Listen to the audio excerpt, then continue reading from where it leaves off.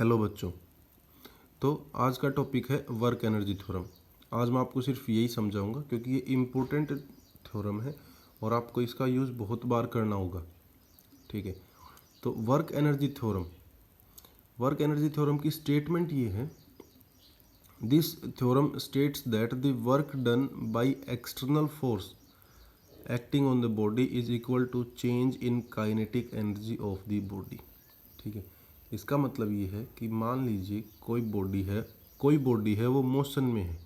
ठीक है, तो आप उसकी वेलोसिटीज़ को चेंज करोगे बार बार, और अगर वेलोसिटीज़ चेंज होंगी तो काइनेटिक एनर्जी भी चेंज होगी। ठीक है, और वो चेंज इन काइनेटिक एनर्जी हमेशा work done by external force कहलाएगा उस बॉडी के ऊपर। समझे कि नहीं समझे? तो क्या स्टेटमेंट है? This theorem states that the work done by the external force acting on body, यानी कि किसी भी एक्सटर्नल फोर्स द्वारा किया गया कार्य on a body is equal to change in kinetic energy of the body. किसका इक्वल होगा? Change in kinetic energy of the body. ठीक है, अब इसकी एक्सप्रेशन देखते हैं। एक्सप्रेशन में ये देखिए, ये एक बॉडी है जिसके ऊपर आपने फोर्स F लगा रखा है और उसकी इनिशियल वेलोसिटी u है। कल मैंने आप लोगों को जो काइनेटिक एनर्जी के बारे में बताया था उसमें इनिशियल वेलोसिटी हम 0 लेके चलते हैं, इसमें हम इनिशियल वेलोसिटी u लेके चलते हैं, 0 के इक्वल नहीं लेके चलते। ठीक है, तो कोई भी एक ऑब्जेक्ट है जिसकी इनिशियल वेलोसिटी कितनी है? u।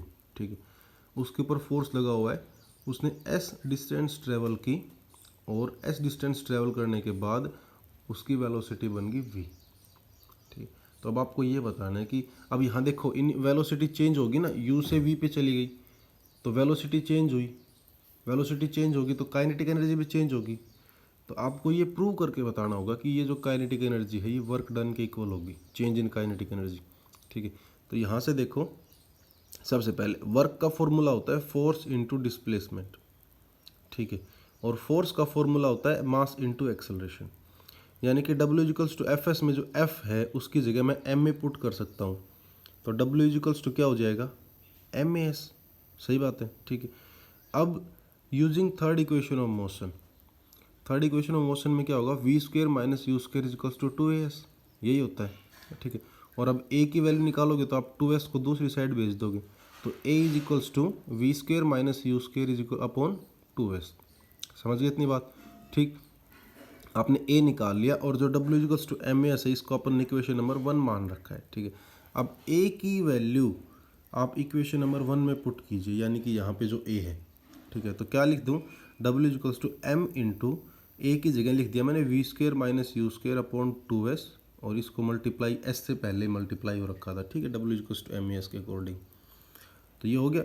अब S से S कैंसिल हो जाएगा, क्या बचा? W इक्वल्स टू हाफ बाहर आ गया, M पहले से ही था और अंदर बच गया v square minus u square. ठीक है, और अब अगर आप इसको कम्प्लीटली मल्टीप्लाई करोगे तो W equals to half M v square minus half M u square.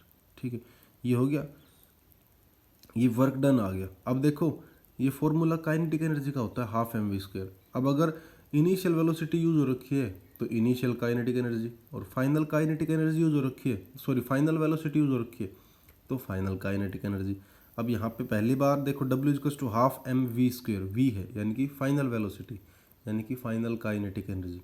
दूसरा है half M u square, you यानी कि इनिशियल काइनेटिक एनर्जी, इसका मतलब है इनिशियल वेलोसिटी, यानी कि इसका मतलब है इनिशियल काइनेटिक एनर्जी। ठीक है, तो आप क्या लिख सकते हो? Work done is equals to kinetic energy final minus kinetic energy initial. और यही ऊपर स्टेटमेंट में बताया गया था कि वर्क डन किसके इक्वल होता है? Change in kinetic energy. अब अगर आप फाइनल काइनेटिक एनर्जी में से इनिशियल काइनेटिक एनर्जी निकाल दोगे तो आपको चेंज मिल जाएगा किसका?